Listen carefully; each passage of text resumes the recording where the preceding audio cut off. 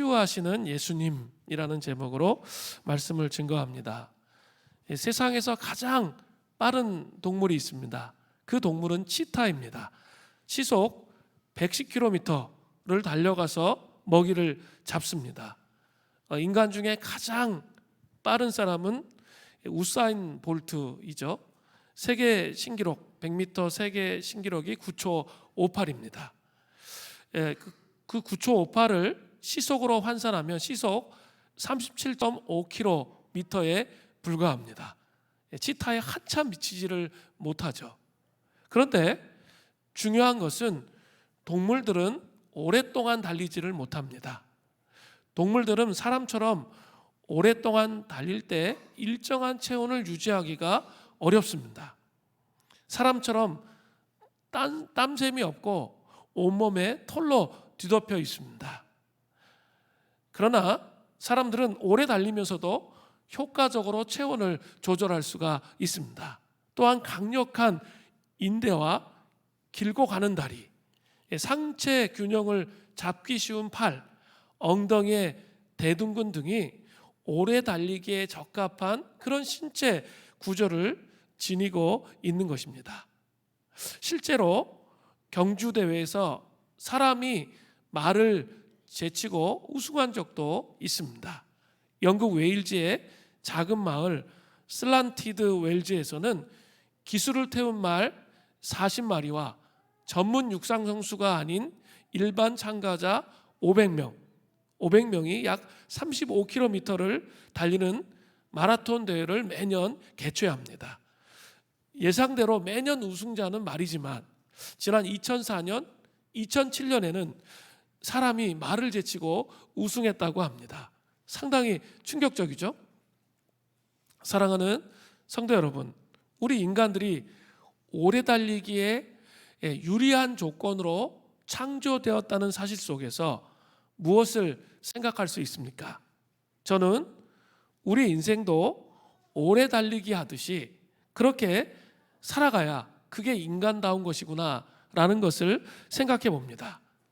너무 조급하게 인생을 대하는 것이 아니라 인생을 길게 보면서 인생의 위기가 다가올 때마다 숨이 차서 허걱대면서 포기하고 싶을 때마다 그 위기 속에서 치유하시는 예수님을 만나서 그 만나는 삶을 살아갈 때 멋진 인생을 살아갈 수 있겠다라는 확신이 듭니다. 우리가 인생을 살다 보면 수많은 문제들이 우리 앞에 있잖아요. 재정의 문제, 또 어떤 관계의 문제, 건강의 문제 등등 수많은 문제들이 우리 앞에 있습니다. 그러나 예수 그리스도를 믿는다는 것은 뭡니까? 이 문제들 앞에서 하나님께서 치유해 주시고 회복해 주시는 것을 경험해 가는 삶을 사는 거죠. 조금씩 경험해 가는 삶을 살다 보면 점점 깊어지는 은혜가 우리에게 주어지는 거죠. 맨 처음에는 아예 믿지도 못했어. 그러나 시간이 지나가면서 이런 수많은 문제 앞에서 치유해 주시는 주님을 경험하게 될 때 점점 인생 속에서 깊이가 있는 신앙생활을 하게 된다는 것이죠. 그렇기 때문에 오래 달리기의 인생을 멋지게 살기 위해서는 반드시 필요한 것이 있습니다. 그것은 인생을 살다 보면 위기가 오는데 바로 치유하시는 예수님을 만나는 거예요. 오늘 본문에는 인생의 위기 가운데 치유하시는 예수님을 만난 두 사람이 나와요. 나병 들린 사람과 중풍병자입니다. 위기의 상황 속에서 그 치유를 경험하고 믿음으로 나간 사람 두 사람을 좀 살펴보겠습니다. 첫 번째로 위기의 상황에 빠진 사람 중에 나병 환자의 상황과 믿음을 좀 살펴보려고 해요. 누가복음 5장 12절은 이렇게 시작되죠. 예수께서 한 동네에 계실 때 온몸에 나병 들린 사람이 있어 예수를 보고 엎드려 구하여 이르되 주여 원하시면 나를 깨끗하게 하실 수 있나이다 하니 나병 들린 사람의 상태는 어떠합니까? 그는 조금 나병 들린 게 아니죠. 오늘 본문에 보니까 온몸에 나병이 들렸습니다. 온몸에. 나병은 오늘날의 한센시 병이라고 말합니다. 예, 살이 썩어 들어가도 이게 떨어져 나가도 아픔을 모르는 병이 나병입니다. 거기에다가 구약을 보면 레위기 13장 14장을 보면 악성 피부를 포괄하는 용어로도 사용되었습니다. 나병 들린 사람은 혐오감을 불러일으키는 무서운 병이었기 때문에 동네 밖에서 살아야 되었습니다. 또 사람들이 이 사람들에게 접근하려고 할 때 이렇게 고백해야 했습니다. 레위기 13장 45절에 나병 환자는 옷을 찢고 머리를 풀며 윗입술을 가리고 외치기를 부정하다 부정하다 할 것이요. 마을에 또 못 들어가요. 그냥 동네 바깥에 살아야 되는데 사람들이 그걸 지나간단 말이에요. 그러면 알아서 피해야 되는데 반드시 해야 될 말이 있어요. 부정하다 부정하다 자기 입술로 말해야 되는 거죠. 이들은 육체적으로 사회적으로 심리적으로 철저히 고립된 삶을 살았습니다. 오래전에 나병 환자를 섬기시는 의사의 이야기를 책으로 읽은 적이 있습니다. 나병 환자는 섬기는 그 의사에 의하면 아무도 치료받는 것을 원하지 않는다는 거예요. 아무도 치료받으려고 나오려고 하지 않는다는 거죠. 왜냐하면 나병이라는 것이 얼마나 사람을 절망스럽게 만드는지 나병에 걸린 사람들은 그냥 죽고 싶어 한다는 거예요. 아무도 치료받고 싶어 하지를 않아요. 그냥 죽고 싶어 이런 마음속에 있기 때문에 아무리 치료를 받으라고 해도 치료받으러 나오지 않는다는 거죠. 그래서 무서운 고립 속에서 인생을 포기하고 죽어간다고 합니다. 물론 지금은 치료약이 많이 개발되어서 많이 나아지기는 했다고 합니다. 그러나 오늘 본문의 나병 환자는 치료약이 없는 그런 상황이었습니다.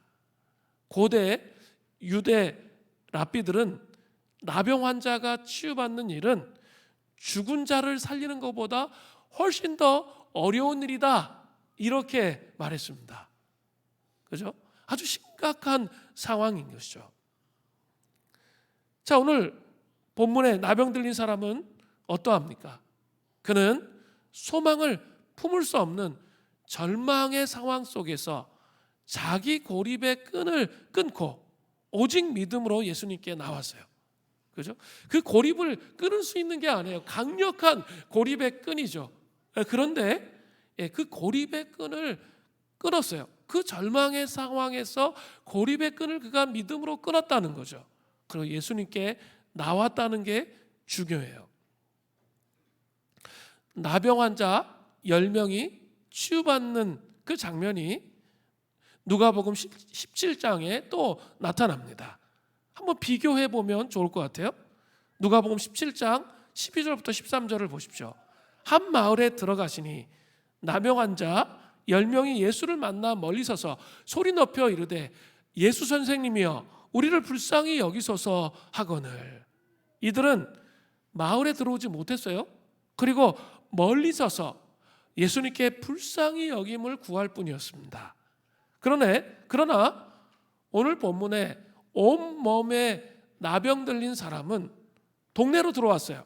그리고 적극적으로 예수님께 구하고 있습니다. 그는 조롱거리와 비웃음거리가 될 수 있는 거죠. 재수 없다. 또 너 왜 부정하다 말 안 해? 너 왜 여기 들어왔어? 하면서 온갖 조롱과 비난을 받을 수 있음에도 불구하고 그가 용기 있게 예수님 앞에 나와 구하고 있다는 것이죠. 주여 원하시면 나를 깨끗하게 하실 수 있나이다 라고 고백하고 있습니다. 이 한마디 말이 그가 예수님을 어떻게 생각하는지를 보여주는 말씀이에요.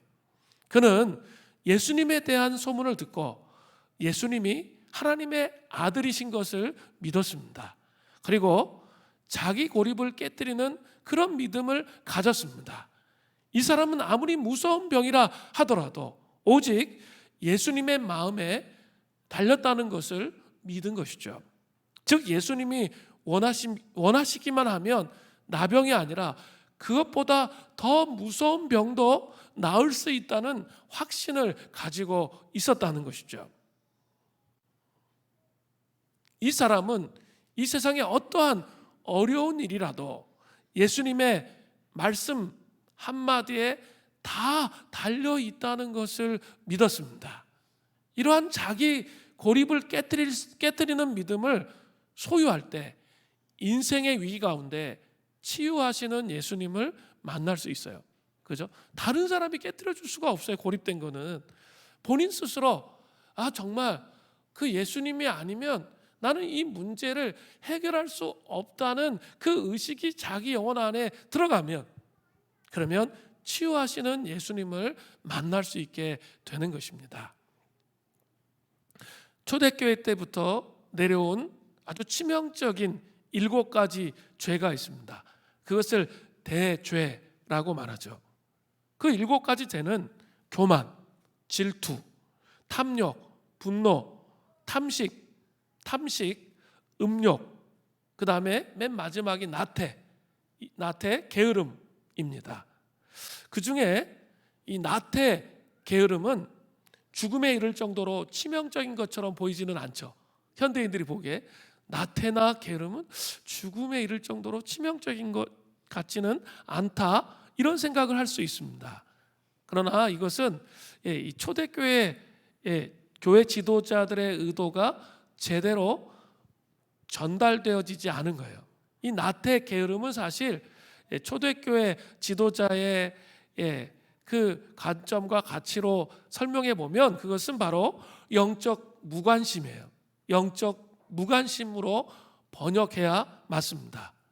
영적 무관심이라는 게 뭐예요? 영혼의 불이 꺼져 있는 상태, 영혼의 불이 꺼져 있는 상태를 의미합니다. 그냥 자기 감정과 자기 생각에 충실한 상태, 그러니까 나병 환자처럼 자기 고립의 삶을 살아가는 상태. 그것이 여러 가지 환경적인 요인이 있을 수 있죠. 또 상황적인 요인들이 있어서 우리 그렇게 만들 수도 있어요. 우리를 그렇게 만들기도 하잖아요. 우리 팬데믹의 상황들, 이런 것들이 사실은 지난 몇 년 동안 우리 혼자 있게 만들면서 고립되게 만드는 그런 것들이 있었잖아요. 그죠? 그러면서 맨 처음에 그렇지 않았는데 사람 만나는 게 귀찮고 사람과 같이 있고 싶지 않고 이러면서 점점 자기 안으로 들어가잖아요. 그럴 수 있습니다. 그런데 한번 여러분 잘 생각해 보셔야 돼요. 여러분 우리 사순절 기간에 보혈기도 스쿨 했잖아요. 그때와 지금의 자신을 잘 비교해 봐야 돼. 잘 비교해 보셔야 돼요. 그때는 교관이 있었죠. 조장이. 안 해오면 혼나. 그리고 여기 카톡에 다 올려야 돼. 그러니까 밤을 지새우면서 했잖아요. 그죠? 하셨죠? 그때와 지금은 교관이 없어요. 그럼 나 혼자 해야 돼. 그런데 열정의 불이 사라지잖아요. 그래서 하기가 좀 어렵죠. 그죠? 어려워져요. 참 이렇게 옆에서 이렇게 자꾸 하라고 해야 하지. 그렇지 않으면 이 영적 근면함으로 말씀 읽고 기도하는 게 진짜 어려워요. 그게 훈련되어 있지 않으면 특히 더 어려워. 특별히 밑으로 가면 갈수록 청년들 보면 하라고 해도 퐁당퐁당 했다가 안 했다가 이렇게 돼요. 말씀 읽고 기도하는 게 그런 거예요. 이게 이렇게 오랜 시간 쌓여야 이게 이 루틴으로 딱 자리 잡죠. 그렇지 않으면 이게 쉽지 않은 것 중에 하나가 이거예요. 근데 이 길이 아니면 우리가 정말 이렇게 하나님을 깊이 경험해 가기가 어려워요. 그런데 이렇게 열심히 했어요. 그리고 이제 그 다음에는 또 금식기도 했잖아요. 우리가 구원의 절기에 따라서 성령 강림절까지 또 수련회까지 쫙 밀어붙여가지고 금식하면서 했죠. 그래서 수련회 가서 은혜를 또 받았어. 요때 좀 무너지더라도 수련회 가서 은혜 받았는데 이제 수련회 갔다 온 다음에 이제 딱 이렇게 그 다음부터는 이제 없잖아요. 이제 혼자 알아서 이제 해야 돼. 그죠? 누가 이렇게 외부에서 이렇게 밀어붙여 주는 게 없잖아요. 그럴 때 여러 가지 현상이 있죠. 이렇게 경건에 대해 손 놓을 때 증상이 있어요. 일단 여러 가지로 마귀가 공격을 하는데 손 놓게 하기 위해서 일단 아프게 해. 아프면 만사가 다 귀찮잖아요. 그죠? 아프면 귀찮기 때문에 제일 먼저 못하는 게 뭡니까? 경건의 시간이죠. 그러면 맨 처음에 감각이 있었어. 내가 하나님 앞에 이렇게 살아야지 하는 감각이 있었는데 아팠기 때문에 이게 무너지면서 감각 자체가 다 없어지는 거예요. 아마 그런 패턴을 가지신 분들이 제가 만나보니까 상당히 많더라고. 그러면서 이렇게 무너지는 거죠. 그러면 어떻게 되죠? 창문을 열어놓게 되죠. 당연히. 여러분 직장생활 오랜 시간 하잖아요. 그러면 그 혼에 창문을 내 영혼에 내 혼에 창문을 열어놔서 세상과 상황을 계속 자기 영혼 안에 받아들이는 거죠. 그러면 어떤 현상이 일어날까요? 이렇게 보혈기도문 할 때는 이렇게 옆에서 막 누가 막 야단치고 막 혼내도 꿋꿋하게 버틸 수 있는 힘이 있었어요. 그냥 그 길을 간단 말이에요. 근데 지금은 어때요? 누가 이렇게 한번 확 야단치고 막 그러면 어때요? 마음이 막 힘들어져. 마음이 힘들어지고 막 이게 막 직장에서의 관계가 막 꼬이고 막 이렇게 하면 또 힘들어지고 내가 감당할 수 없을 것처럼 느껴지고 막 이렇게 되죠. 근데 보혈기도문 할 때 어땠냐면 그런 것들이 내 영혼의 창문에 들어오려고 할 때 그걸 막아낼 수 있었다는 거예요. 이걸 잘 생각해 보셔야 돼요. 그러면서 그렇구나. 이 하루아침에 경건에 이르는 연습이 완성되지 않아요. 그렇기 때문에 중요한 건 잘 반추해 보는 거예요.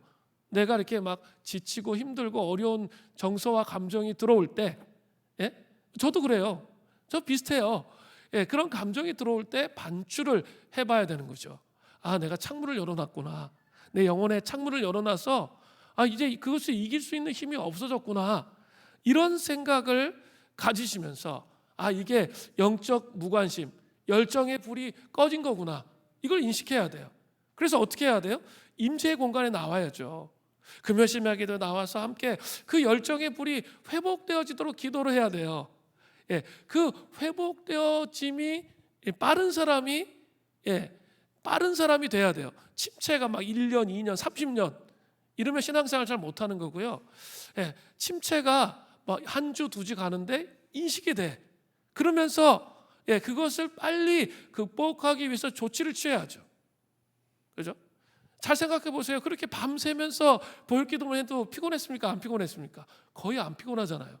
근데 지금은 이렇게 잠을 엄청 많이 자는데도 스트레스가 만땅이야. 그러면서 어때요? 더 피곤해. 이런 차이가 온다는 것이죠.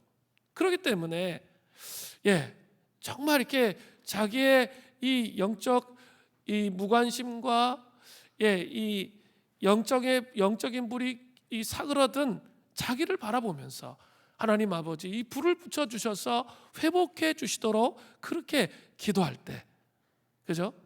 이 나병 환자처럼 그런 용기를 내고 자기 고립에서 자기만을 계속 생각하는 생각 속에서 빠져나올 수 있게 된다는 거예요. 그 은혜가 우리에게 있기를 바랍니다. 두 번째로는 위기의 상황에 빠진 중풍병자를 한번 보겠습니다. 누가복음 5장 18절을 보세요. 한 중풍병자를 사람들이 침상에서 메고 와서 예수 앞에 들여놓고자 하였으나, 중풍병이라는 것은 뇌출혈로 인해서 반신 또는 팔다리 등의 몸의 일부나 전체가 마비되는 증상을 말하는 것이죠. 그런데 이 중풍병의 상태는 스스로 움직일 수가 없어서 사람들이 침상을 메고 왔다고 말합니다. 누가복음에서는 사람들이라고 되어 있죠. 그렇지만 마가복음 2장 3절에 보면 친구들이라 이렇게 기록되어 있습니다. 그들은 총 4명이었습니다. 사실 오늘 본문에서는 중풍병에 걸려있는 4명의 친구의 믿음을 다루고 있는 것입니다. 그런데 마침 침상을 메고 나온 이 집에는 어떤 사람들이 모여 있었습니까? 누가복음 5장 7절을 보세요. 하루는 가르치실 때 갈릴리의 각 마을과 유대와 예루살렘에서 온 바리새인과 율법 교사들이 앉았는데 병을 고치는 주의 능력이 예수와 함께 하더라. 집안에는 예수님의 놀라운 치유의 역사가 있었어요. 그런데 그 소문을 듣고 왔던 유대 각지로부터 이렇게 왔던 종교 지도자들이 있었습니다. 바리새인과 율법 교사들이죠. 그들이 예수님을 책을 잡고자 앉아 있었던 것이죠. 이 사람들은 사람의 질병은 자신의 죄 때문에 하나님께서 징계하셔서 그렇다는 그런 생각을 가지고 있었던 사람들입니다. 4명의 친구들은 어렵게 예수님께로 이 침상을 메고 나왔는데 심각한 질병에 걸린 사람들을 무시하고 가까이 하지 않으려고 하는 종교 지도자들이라는 그런 장벽을 만나게 된 거죠. 그때 4명의 친구들은 포기했습니까? 아닙니다. 그들은 결코 포기하지 않고 더 적극적으로 움직였다는 거예요. 누가복음 5장 19절을 보세요. 무리 때문에 메고 들어갈 길을 얻지 못한지라 지붕에 올라가 기와를 벗기고 병자를 침상째 무리 가운데 예수 앞에 달아내리니. 그 유대인들의 가옥 구조는 돌로 집을 만들었고 지붕이 평평했어요. 그리고 가끔 그 위에다가 기아를 약간 올려놓은 상태였습니다. 지금 4명의 친구는 그 장벽들이 있음에도 불구하고 그것을 포기하지 않고 집으로 올라가서 기와를 벗기고 병상을 침상째 예수님 앞에 내려놓았습니다. 정말 포기할 줄 모르는 그런 믿음이었습니다. 사랑하는 성도 여러분, 인생의 위기 가운데 이렇게 포기할 줄 모르는 주님께로 데리고 나아갈 친구가 여러분 주위에 있으십니까? 그냥 인생 가운데 너무 힘들고 어려우니까 자기 힘으로 어떻게 할 수 없는 상황이 됐는데 그냥 포기해버리고 싶은데 그럴 때 이렇게 용기 있게 주님께 데리고 나아갈 수 있는 친구가 있냐라는 거예요. 카일 아들먼의 팬인가 제자인가라는 책을 보면 그 책에 간증이 하나 나옵니다. 한 사람이 아내가 죽었습니다. 그리고 나서 술로 살다가 만취한 상태에 총을 머리에다 대고 방아쇠를 당겼습니다. 심장이 수술 중에 2번이나 멈췄습니다. 그런데 우여곡절 끝에 살아났습니다. 그가 회복되는 내내 친구가 기도해주고 그 자리를 지켰습니다. 또 그 부부의 초대로 가정 소그룹을 가게 되었는데 알고 보니까 그 소그룹에서 이 사람을 위해서 내내 기도해 준 것이죠. 그래서 그 소그룹을 통해서 새 삶을 살아가는 이야기입니다. 이거 정말 중요한 부분이에요. 우리 가정 소그룹을 하고 있죠. 왜 주일마다 우리는 시간을 낭비합니까? 분주하고 바쁘고 여러 가지 피곤한 것들이 있기 때문에 이 시간에 잘 쉬어줘야 되는데 쉬지 못하고 몇 시간씩 같이 모여서 나눔하고 이야기하고 왜 이런 시간을 갖는 겁니까? 거룩한 시간의 낭비를 왜 하고 계십니까? 거긴 바로 이유가 여기에 있는 거예요. 여기에 있는 거죠. 인생의 위기를 만났을 때, 내가 중풍병자처럼 꼼짝할 수 없는 상황이 되었을 때 그 소그룹의 식구들이 나를 위해서 기도해주고 다시 주님께로 나올 수 있도록 씨름해주고 그렇게 할 수 있는 사람이 여러분의 주위에 반드시 있어야 돼요. 그렇죠? 그것이 정말 중요합니다. 그리고 우리 이렇게 중보기도 방이 있거든요. 거기에는 항상 자기 어려운 상황들을 알리면서 이렇게 기도 부탁하는 내용들이 많이 올라옵니다. 그러면 밑에 기도합니다 해서 쫙 다 붙어요. 붙으면 어때요? 실제적으로 정말 인생의 위기를 겪고 경험한 사람이면 그 기도한다는 그 고백에 안정감을 느껴요. 그죠? 그 위로가 돼요. 그게 공동체죠. 혼자 있으면 이런 일들을 경험해 갈 수가 없어요. 위기가 올 때가 문제인 거예요. 인생은 반드시 위기가 올 텐데 그 위기가 올 때 같이 해줄 수 있는 그런 공동체가 필요한 거예요. 또 반대로 이 소그룹 리더 여러분 이렇게 리더를 하면서 참 힘들잖아요. 어렵잖아요. 그런데 이 소그룹 멤버 중에 그렇죠. 이렇게 뭐 그런 사람이 있어요. 52주 1년에 52주 언제나 동일해. 주님은 동일하신데 자기 방식대로 동일해. 그리고 이렇게 완전히 하나님과 단싸고 이렇게 살아가는 사람이 있잖아요. 그게 막 소그룹 했는데 1년, 2년 막 그렇게 되어진다고 한번 생각해 보세요. 그러면 저 자신도 그래요. 그냥 포기해버리고 싶은 욕구가 강력하게 일어나요. 아니 뭐 주님도 신경 쓰시지 않는데 왜 내가 신경 써야 되나? 그냥 이렇게 좀 포기해버리고 싶은, 아니 뭐 감당해야 될 사람도 너무 많은데 그냥 포기해버리고 싶은 마음이 들 때가 있습니다. 그런데 그때 포기해버리면 그 사람 안에 하나님을 만나는 스토리가 없는 거예요. 또 그 사람이 교회 공동체에 나올 수 있는 기반이 되는 게 소그룹인데, 소그룹 안에서 뭐가 있어야 되냐면 그 사람이 하나님을 만난 스토리가 있어야 되는 거예요. 우리의 중보와 기도를 통해서 그 사람이 하나님을 만난 그 스토리가 있어야 이 공동체에 그 사람이 소속될 수 있게 되는 것이죠. 그렇기 때문에 정말 어려운 일인데, 저도 해보면 알죠. 가장 이제 힘들고 어려운 일은 다 저한테 넘어와요. 소그룹에서 감당이 안 된다. 그럼 저를 좀 저한테 만나달라고 이렇게 저한테 다 오거든요. 저도 정말 어떻게 해야 될지 모를 때가 많이 있습니다. 그러나 포기하지 않는 거죠. 기도하면서 주님께 맡겨드리는 거죠. 그래야 그 사람 안에 복음의 스토리가 생겨지기 때문이에요. 여러분, 그런 친구들이 여러분 주변에 꼭 있어야 됩니다. 반드시 있어야 돼요. 그렇지 않으면 이 인생의 위기를 넘어갈 수가 없다는 것이죠. 중풍병자에게는 그런 친구들이 있었던 것이죠.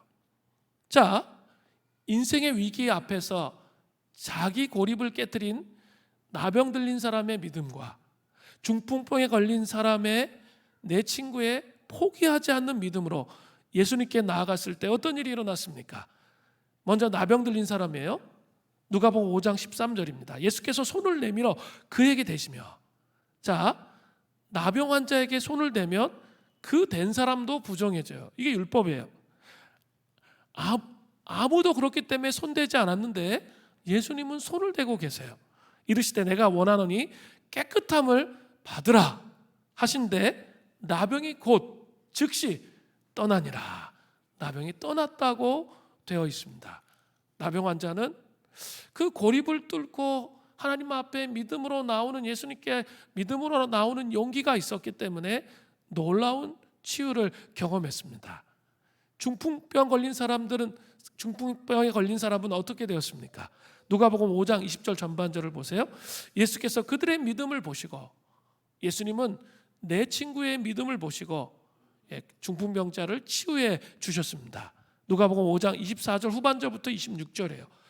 중풍병자에게 말씀하시되 내가 내게 이르노니 일어나 내 침상을 가지고 집으로 가라 하시매, 그 사람이 그들 앞에서 곧 즉시죠. 즉시 일어나 그 누웠던 것을 가지고 하나님께 영광을 돌리며 자기 집으로 돌아가니라. 중풍병자도 치유를 받았습니다. 예수님의 놀라운 은혜로 그 놀라운 치유의 축복을 갖게 하셨습니다. 그렇기 때문에 우리도 잘못하다 보면 여러 가지 문제들에 대해서 인생의 위기 앞에서 치유를 경험했어요. 그러면 단순하게 끝, 그러면서 또 내 마음대로 원상복귀돼 가지고 내 마음대로 살아갈 가능성이 있습니다. 그것은 선물을 주신 하나님보다 선물에 집중할 때 일어나는 현상입니다. 근데 우리 주님은 그냥 치유를 베푸시는 것, 그것 자체가 목적이 아니에요. 그것뿐만 아니라 그 치유 이상의 축복을 베풀어 주시기를 원하신다는 거죠. 근데 우리는 너무 치유에만 집중되어 있기 때문에 그것을 뒤에 것들을 보지 못할 수가 있어요. 그러면 이렇게 원상복귀예요. 관계가 발전하지 않는다고요. 그 뒤에 것을 볼 수 있는 안목과 통찰이 있어야 되는 거예요.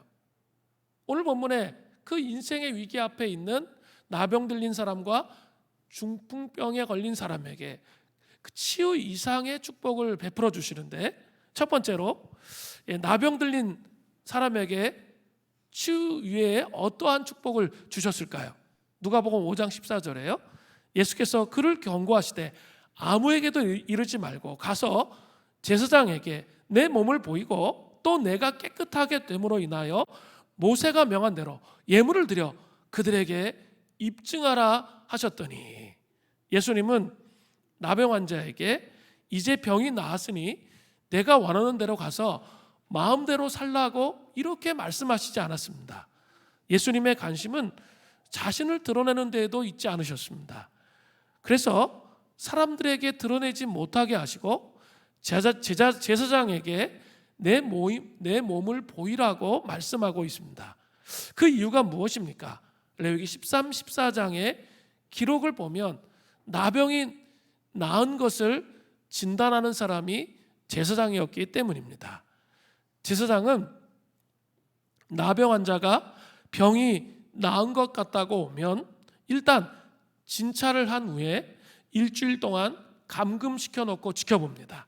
그리고 일주일 후에 다시 진찰하는데 그때 병이 다 나았으면 그에게 정결케 하는 제사를 드리게 하고 우슬초를 다시 뿌려서 다시 이스라엘 회중에 돌아오게 된 것을 선포하게 되는 것이죠.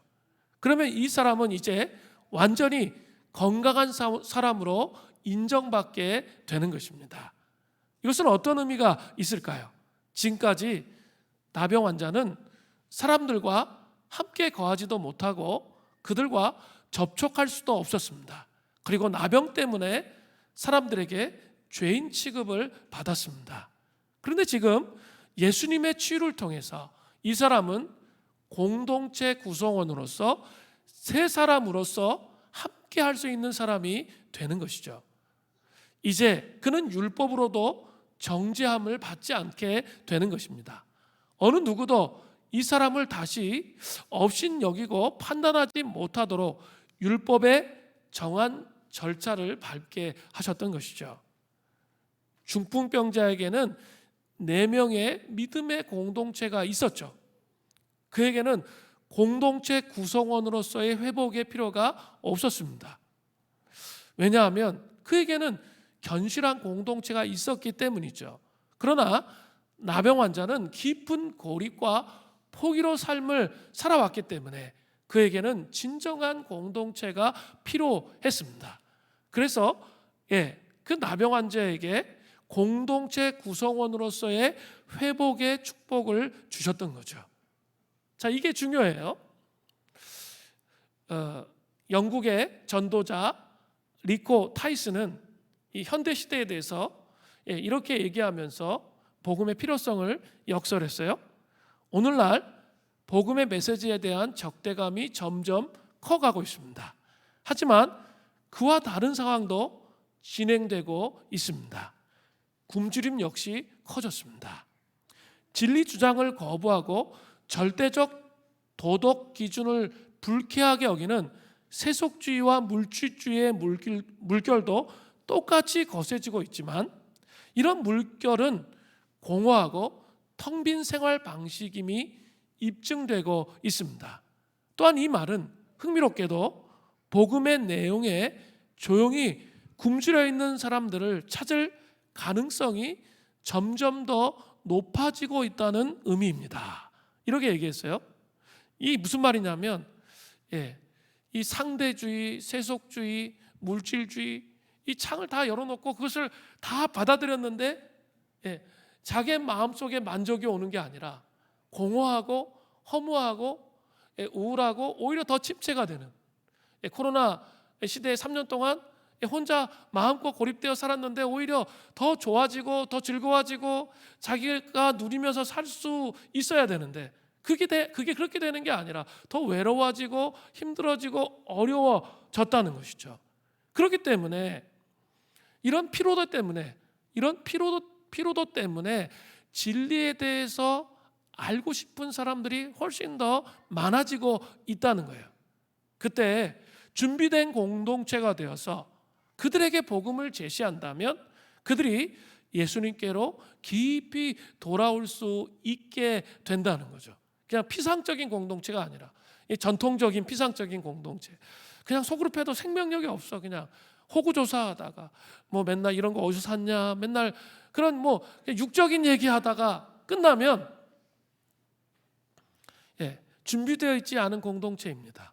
그런데 속으로 말해서 정말 영적 갈급함과 목마름을 가지고 정직하게 가면 쓰지 아니하고 자기를 열어서 개방해서 이야기하기 시작하면 사람들이 그 내면에 있는 공허와 허무함을 얘기한다는 거예요. 그러면서 복음의 접촉점에 접촉되어지기 시작한다는 사실이에요. 그죠? 그게 공동체의 힘이에요. 그 공동체의 힘을 통해서 하나님은 복음을 증거하고 전하기를 원하세요. 제가 우리 이재원 목사님이 한테 좀 이야기를 들었어요. 서울여대에서 우리 기독교 개론에 대한 거 강의하는데 대부분이 이제 불신자들이 많죠. 그런데 이렇게 말 그대로 지금은 우리 청년들이 미전도 종족이다 그런 얘기 하잖아요. 복음을 잘 들어본 적이 없는 사람이 많다.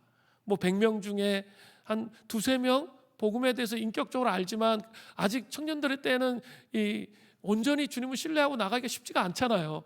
뭐 그렇게 돼 있는 사람 한 뭐 7-8명은 모태신앙인데 뭐 이렇게 왔다 갔다 하는 사람, 왜 교회 다니는지 모르는 사람, 그런 사람이고 나머지 한 90% 이상은 한 번도 복음을 제대로 들어본 적이 없는 사람이 90% 이상이라는 거죠. 그런데 그들에게 진짜 삶을 통해서 MZ세대에 맞춘 눈높이로 복음을 전할 수 있는 MZ세대가 일어난다면 어떤 일이 일어날까요? 변화와 회복과 진짜 복음이 무엇인지 깊이 경험하는 일들이 일어나게 될 거라는 거예요. 그러니까 중요한 게 뭘까요? 다음 세대 우리 아이들이 분명하게 복음이 무엇인지 이해하고 있어야 돼요. 그리고 그 복음이 무엇인지 경험해야 돼요. 그리고 복음을 살아내는 부모의 그 모습이 또 중요해요. 그렇게 된다면 자연스럽게 그 아이들이 서 있는 자리가 복음을 증거할 수 있는 자리가 된다는 거죠. 이렇게 상대주의 시대에 뭔가 이렇게 확신 가지고 서 있어. 흔들리지 않아. 그런 모습을 우리 MZ세대의 아이들이 보인다면 사람들이 하나씩 찾아오기 시작해요. 그리고 예수님에 대해서 관심을 갖게 되는 거죠. 그런 시대에 우리가 살고 있다는 거예요. 공동체를 통해서 우리는 그런 강력한 복음의 본질이 그 가슴 속에 새겨져 있는 공동체를 만들어야 돼요. 간첩이 되시면 안 돼요. 이렇게 수림교회 오래 다녔는데도 아직도 복음에 대해서 몰라 이러면 정말 제가 곤란합니다. 여러분 정말 복음에 대해서 분명히 정리되어져 있어야 돼요. 그리고 그 삶을 통해서 나눌 수 있어야 되는 거죠. 특별히 8월 25일부터 27일까지는 줄리조 집사님을 초대할 거예요. 근데 이분은 중독 전문가, 뭐 그런 전문가이시고 또 이렇게 자녀들이 이 중독에 빠졌다가 회복되어진 경험, 그 경험이 있어요. 그리고 또 이렇게 완전 밑바닥에서부터 이렇게 자기가 뉴욕의 최고 경영자까지 올라갔던 경험이 있어요.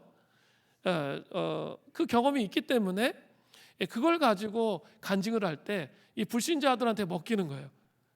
제가 그걸 확인했어요. 불신자들한테 먹히고 그들이 예수님께로 돌아올 수 있는 기회들을 줄 수가 있어요. 그래서 이렇게 와서 해달라고 저랑 이렇게 오랜 시간 친분을 갖고 좀 깊이 이렇게 교제하게 됐어요. 저보다는 우리 아내랑 좀 더 친해가지고 교제하게 돼서 좀 알게 되면서 이번 8월에는 그렇게 좀 전도 집회를 이렇게 중독과 여러 가지 힘들고 어려운 이 코로나 시대에 고통을 겪고 있는 사람들에게 복음을 증거하는 시간을 가지면 좋겠다 해서 하는 겁니다. 그래서 여러분 소그룹별로 좀 작정하셔서 같이 기도하면서 그런 복음의 풀어짐의 역사가 이 공동체 안에 우리 주변에 좀 일어나기를 원합니다.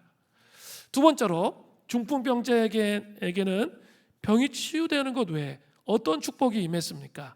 사실 예수님은 중풍병의 4명의 친구들의 믿음을 보시고 먼저 병을 치유해 주신 게 아니라 이런 말씀을 하셨어요. 누가복음 5장 20절 후반절에요. 이 사람아 내 죄사함을 받았느니라. 중풍병은 나병 환자와 마찬가지로 그 당시 사회에서는 죄인 취급을 당했습니다. 이 사람이 예수님을 만나고 죄사함을 받았기 때문에 앞으로 죄인 취급하지 말라는 의미로 내 죄사함을 받았느니라라고 예수님께서 말씀하셨습니다. 그러나 예수님이 사람들에게 죄인 취급을 하지 말라고 해서 안 하는 것은 아닙니다. 왜냐하면 그들은 일단 병에 걸린 사람들은 모두 죄인으로 취급했기 때문이죠. 그래서 예수님은 병을 고쳐주시지 않고 죄사함을 먼저 선포하신 것이 무슨 의미가 있는지 사람들은 제대로 알지 못했습니다. 그리고 문제는 이 사람이 죄사함을 받았다고 해서 가슴이 뜨거워진 것도 아니에요. 눈물이 막 쏟아진 것도 아니에요. 병이 나은 것도 아니에요. 모든 것이 이전과 똑같았어요. 즉시로 무슨 일이 일어나지 않았다는 거죠. 이때 예수님의 죄사함의 선언은 확인 조사차 나와 있던 유대 서기관들과 바리새인들에 의하면 신성모독의 죄가 되는 것이죠. 하나님만이 죄를 사할 수 있는 권세를 가지고 있다고 생각했는데 예수님이 죄를 사하시는 그 고백을 하니까 완전히 경노하게 된 것이죠. 그때 예수님께서 말씀하세요.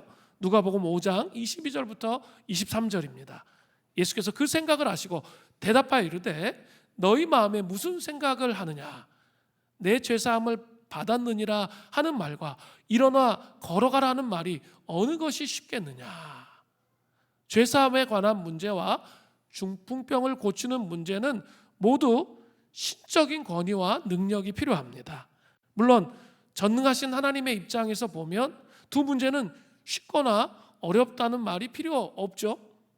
그러나 예수님이 물으신 말씀의 의미를 제대로 이해하지 못한 서기관과 바리새인들의 생각에는 중풍병자를 고치는 일보다 말로써 죄사함을 선언하는 것이 더 쉬운 일처럼 보였습니다. 죄사함은 외적 증명이 필요 없지만 중풍병을 고치는 것은 눈으로 보여지기 때문이죠. 그런데 굳이 예수님께서는 중풍병자를 치유하시기 전에 이런 말씀을 하신 이유가 무엇입니까? 누가복음 5장 24절 전반절이에요. 그러나 인자가 땅에서 죄를 사하는 권세가 있는 줄을 너희로 알게 하리라 하시고, 예수님은 이 땅에 오신 그 근본적인 목적이 병을 치유하는 것이 아니라 죄사함을 위한 것이다 라는 것을 분명히 밝히고 계세요.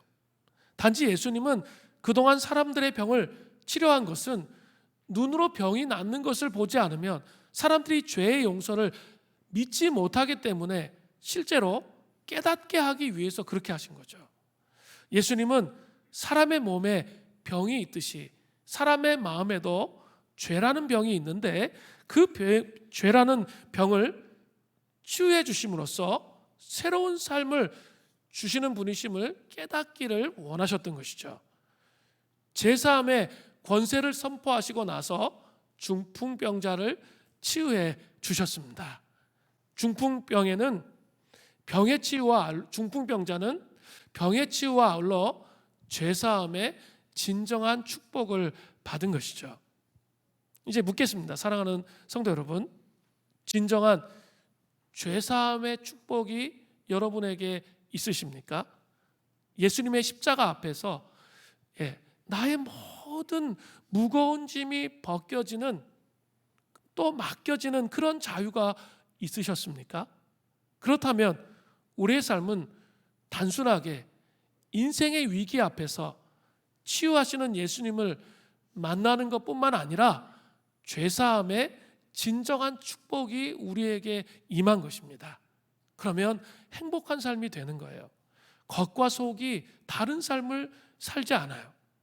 죄사함의 축복으로 말미암아 주님을 온 인격을 다해 따르는 그런 삶이 되는 거죠. 죄사함의 축복으로 말미암아 말과 행동이 일치되는 거예요. 그죠? 이제 시작되는 거예요. 죄사함이 한 번으로만 끝나는 게 아니라 칭의적 구원이 있고, 지난주부터 계속 말씀드리고 있어요. 성화적 차원의 구원이 있어요. 계속적으로 이루어져야 되는 거죠. 한 번 맡기고 막 인성의 무거운 짐 자기 혼자 막 짊어지고 살아. 이거는 아직 죄사함의 진정한 자유가 무엇인지 깊이 경험하지 못한 거예요. 한 번 경험하고 끝난 거예요. 그게 아니라 우리의 삶 전체 여정 가운데 경험돼야 된다는 거죠. 제가 좀 예를 들어서 한 번 더 설명해 보겠어요. 우리 가족이 모두 다 한 달간 여행을 떠나게 되었다고 한번 가정해 보세요. 그리고 그 한 달간 잘 아는 친척에게 그 집을 맡겼습니다. 우리가 떠나기 전에 집에 대한 매뉴얼 10페이지에서 12페이지 분량으로 상세히 적어서 노트를 친척에게 건넸습니다. 화초에 물을 언제 주고, 우편물을 언제 받고, 음식 쓰레기 버리는 날은 언제고, 재활용 쓰레기 버리는 날은 언제고, 안방 화장실의 변기가 자주 넘치기 때문에 차단 밸브의 위치는 어디에 있습니다. 뭐 이런 것들을 다 적었어요. 그리고 그 노트를 그 친척에게 건네줬는데 자기가 몇 번이고 이 매뉴얼대로 그대로 하겠습니다. 몇 번이고 얘기하는 거예요. 그래서 이제 안심이 되어서 여행을 갔어요. 그리고 나서 막상 딱 여행에서 돌아와 보니까 현관에는 우편물이 막 가득 차 있어. 그 집에는 막 온통 쓰레기 썩었네. 그리고 화장실 변기에서 막 물이 넘쳐 흘러. 화초는 다 죽어버렸습니다. 그때 집을 지키던 친척이 나와서 노트가 아주 쓸모가 있었고 유용했다고 막 말하는 거예요. 그 친척은 노트를 막 달달 외우고 빨간 줄을 막 밑줄로 쫙쫙 그어가지고 공부했습니다. 이런 친척을 보고 여러분 뭐라고 말씀하시겠습니까? 이게 미쳤나? 이렇게 얘기하겠죠, 그죠? 완전 미친 거죠. 삶은 하나도 없고 뭐 한 거예요? 행동으로 옮긴 거 하나도 없고 매뉴얼만 그냥 빨간 줄 쳐가지고 외운 거 아니에요. 그 아무 의미가 없잖아요. 아무 쓸데가 없어요. 구원의 복음, 죄사함을 주는 복음의 신비가 무엇인지 경험한 게 없는 거예요. 진정한 죄사함의 축복을 누린 사람들은 이런 모습으로 살지 않습니다. 주인의식을 가지고 이 자기의 집을 돌보지 않을까요? 자기의 집을 주인의식을 가지고 돌볼 겁니다. 매뉴얼대로. 그러나 친척은 죄사함의 축복을 모르고 의무만 남은 종교인에 불과한 거죠. 매뉴얼대로 하는 게 뭐예요? 성경대로 우리 혼의 도시를, 혼의 성을 잘 깨끗하게 해가는 그런 삶을 살아갈 거라는 거죠. 이 예화는 우리가 우리를 관리해야 하는 청지기의 모습과도 같아야 된다는 거죠. 물론 성령님의 도우심이 없으면 혼자 관리하면 아무 의미가 없죠. 이게 같이 연합되어서 그 은혜로 관리해야 되는 것이죠. 진정한 죄사함의 축복을 누린 사람들은 혼의 영역에까지 변화가 있는 삶을 살아가야 된다는 거예요. 인격이 변하고 혼의 도시가 변화되는 삶을 살아야 된다는 거죠. 마태복음 12장 44절에 보면 이에 이르되 내가 나온 내 집으로 돌아가리라 하고 와 보니 그 집이 비고 청소되고 수리되었거늘. 우리 혼의 도시를 집으로 비유하고 있는데 그 마귀가 하는 말이죠. 내가 나온 내 집으로 돌아가리라. 청소되고 소지되어 있었는데 한 마리가 아니라 이제 7마리가 같이 그 혼에 다시 돌아가는 거죠. 그래서 더 심하게 되고 나쁘게 되었다, 뭐 그런 내용이 나오는 거예요. 근데 그 내용의 구절 중에 마태복음 12장 44절에 보면 악한 영, 귀신들은 인간 혼이 집이라는 것을 알고 있는 거죠. 그래서 이렇게 표현하잖아요. 그러나 원래는 성령님을 위한 집이에요. 우리의 혼은 성령님을 위한 집이지 악한 영을 위한 집이 결코 아닙니다. 불행하게도 타락으로 인해서 혼의 집을 망가뜨린 거죠. 혼의 집은 어두움으로 막 황폐하게 되어져 버렸어요. 그리고 깨어진 창이나 손상된 벽이 너무나 많아요. 이곳은 예수 그리스도의 신성한 집이 되어져야 할 곳이라는 거죠. 이 집은 예수님을 영접해서 다시 건축돼야 돼요. 건축되어져야 할 신성한 그리스도의 그 은혜가 채워져야 할 그런 집이라는 거죠. 영접하는 순간, 우리가 예수 그리스도를 영접하는 순간 우리의 혼에 타락한 이 혼의 도시에 예수 그리스도의 집이 이제 지어지기 시작하는 거예요. 시작되는 거예요. 그게 완성되는 게 아니고 지어지기 시작되는 거예요. 이 성령 충만함이라는 헬라의 원어의 의미는 가구가 주인이 원하는 대로 가 있는 거예요. 가구를 잘 갖추어 놓는다는 의미가 있습니다.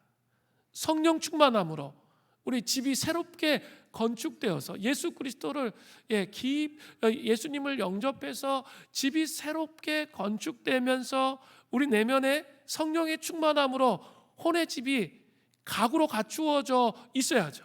그 가구로 갖춰져 있는 게 뭐예요? 신약에 나오잖아요. 성령의 9가지 열매. 사랑, 희락, 화평, 오래 참음, 자비, 양성, 충성, 온유, 절제의 열매가 자기 영혼의 혼의 도시에 가득 채워지고 맺어져야 되는 것이죠. 이게 중요해요. 이게 중요한 거죠. 우리는 지속적으로 이 죄사함의 신비와 은혜와 은총 안에서 우리 성장하고 성화되고 자라가야 되는 거죠. 우리 내면의 집이, 이 타락한 혼의 집이 벗겨지고 씻어져서 예수 그리스도가 거하실 그런 장소가 되도록 그런 싸움과 씨름을 해 나가야 되는 것이죠. 그런데 그 씨름과 싸움을 어떻게 해 나갈 수 있습니까? 제가 중간에 좀 얘기 드렸죠. 자기의 침체를 빠르게 파악하고 돌이키는 것. 그게 이 혼의 도시를 잘 세워가는 방법이에요. 그죠? 옛날에는 뭐 침체를 한 50년 가져가 평생이 침체야 이렇게 살았다면 이제 그 침체의 시간을 줄이는 거예요. 그죠? 침체의 시간을 줄이는 거예요. 그리고 이렇게 이제 하루 이틀 뭐 이렇게 줄이는 거죠. 그리고 주님 앞에 빨리 돌이켜 나갈 수 있으면 성화의 여정이 훨씬 더 깊이 세워지죠. 자, 우리의 신앙의 사이클 잘 생각해 보세요. 그래서 이렇게 보혈기도 스쿨 있고 수련회 있고 이러니까 사실은 옆에서 이렇게 도와주니까 했잖아요. 그런데 아무것도 없을 때, 무너졌을 때, 그때가 중요해요. 무너졌을 때 어때요? 무너졌을 때 기본적으로 이렇게 오랜 시간 경건의 훈련을 하신 분들이 계세요. 그래서 이렇게 아침에 직장 가기 전에 한 5시 반에 무조건 일어나. 그래서 1시간씩 기도해. 그런 사람들은 있죠. 훨씬 더 빨리 그 문제를 해결할 수 있어요. 그런데 우리 청년들은 이 퐁당퐁당이거든. 이게 안 돼요. 그냥 퐁당퐁당 했다 안 했다, 했다 안 했다, 말씀 읽었다 안 읽었다 이러니까 어때요? 그게 시간이 오래 걸려요. 그 회복하는데. 그죠? 시간이 오래 걸리는 거예요. 그런데 그 무너졌을 때 내가 지금 무너진 것 같다. 내가 옛날에 이렇게 수련회 갔을 때 충만했을 때 그 느낌하고 지금 내가 이게 다른 것 같다. 이럴 때 빨리 캐치를 하라는 거예요. 그리고 가장 먼저 해야 할 게 이렇게 말씀 읽어야지, 기도해야지. 물론 그 생각은 다 하죠. 그러니까 이게 됩니까 안 됩니까? 안 돼요. 그럴 때 가장 먼저 해야 할 게 있는데 그건 뭐냐면 임재의 공간에 나오는 거예요. 혼자 안 되거든요. 그래서 내가 정말 이렇게 무너지려고 한다 그러면 임재의 공간에 나오라는 거예요. 그래서 하나님 앞에 이게 이렇게 은혜의 힘으로 함께 부르짖어 기도할 때 풀어지기 시작해요. 그러면 말씀을 읽는 행동으로 옮겨질 수가 있어요. 그래서 정말 이거 해야 되는구나. 이게 이렇게 마음속 중심에 다가와야 하지. 이 머릿속에서만 맴돌면 경건에 이르는 그런 훈련을 하기가 어려운 거예요. 내가 침체가 돼 있다고 생각이 들지만 생활의 패턴을 바꾸지 않는다는 거죠. 그렇기 때문에 계속 침체 가운데 가는 거예요.